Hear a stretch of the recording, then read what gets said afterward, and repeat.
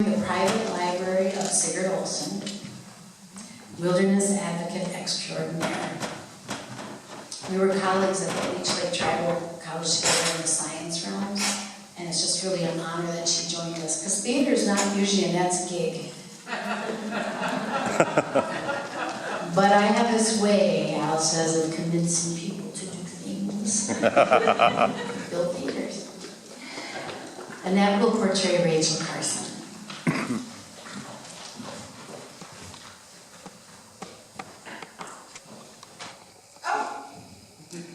Have you ever gone for a walk in the woods?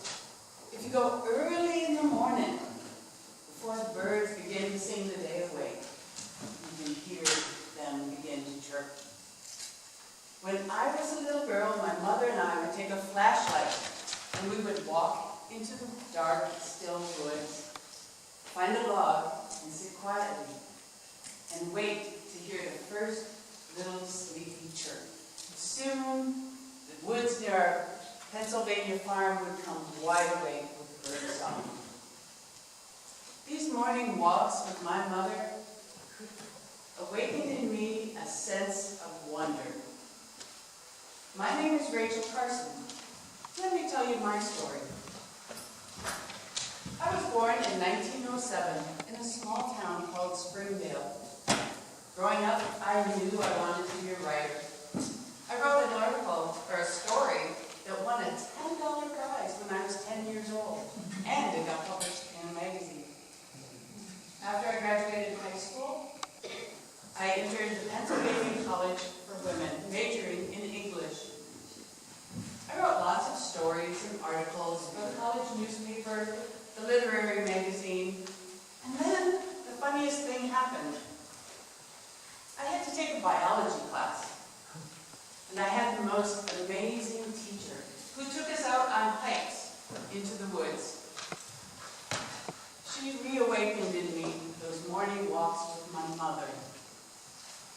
I changed my major from writing to zoology. When I graduated, I spent a summer at Woods Hole Marine Biological Laboratories in Massachusetts. I worked long hours, and I worked with scientists and marine biologists from across the country. It was exciting work. And I decided after that I wanted to become a marine zoologist. So I entered Johns Hopkins University, where I got my master's degree in 1932. I was 24 years old.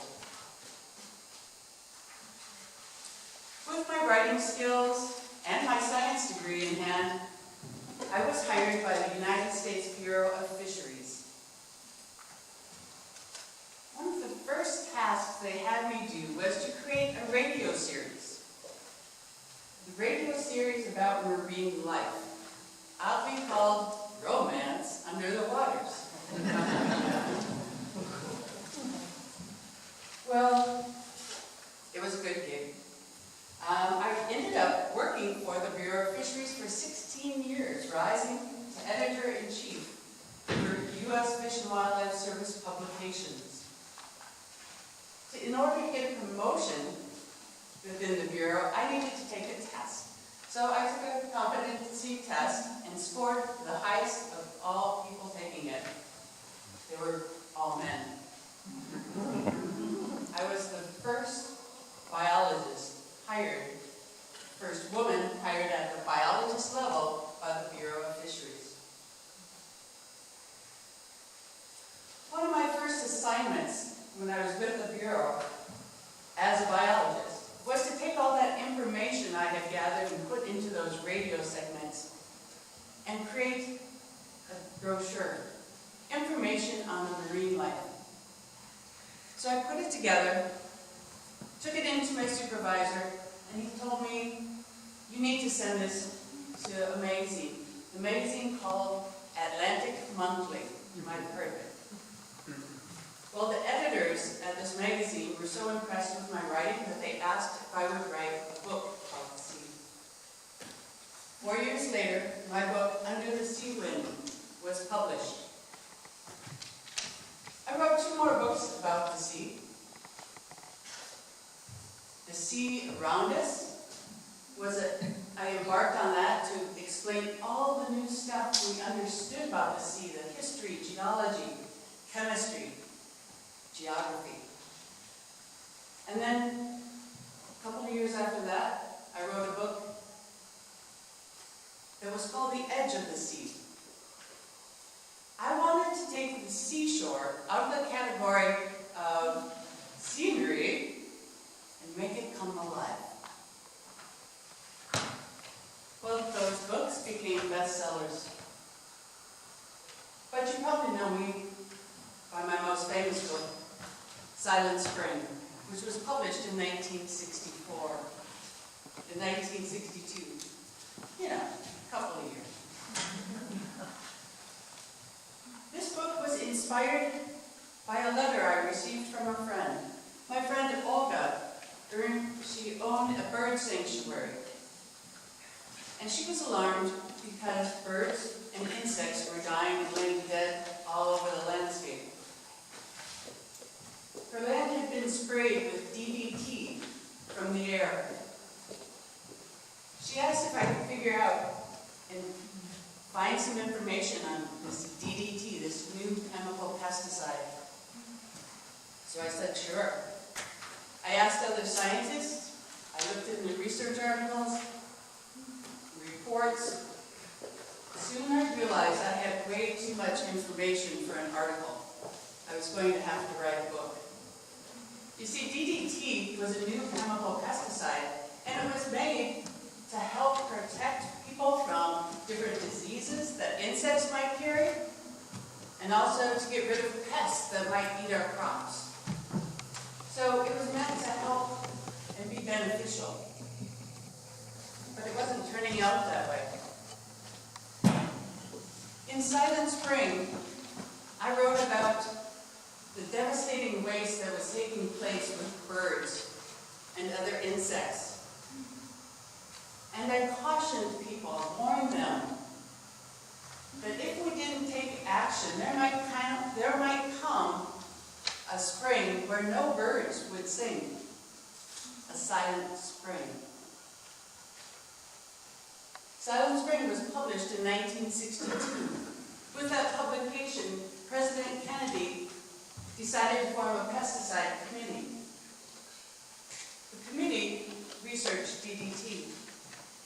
And in 1973, DDT was banned from the United States.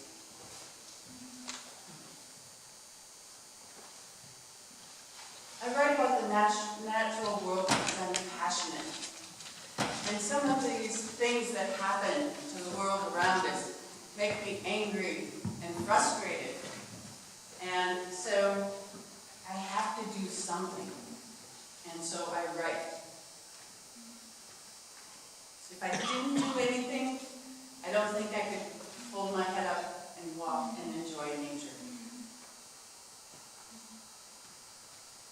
But there is also something we must keep in mind as we go out and explore the forest.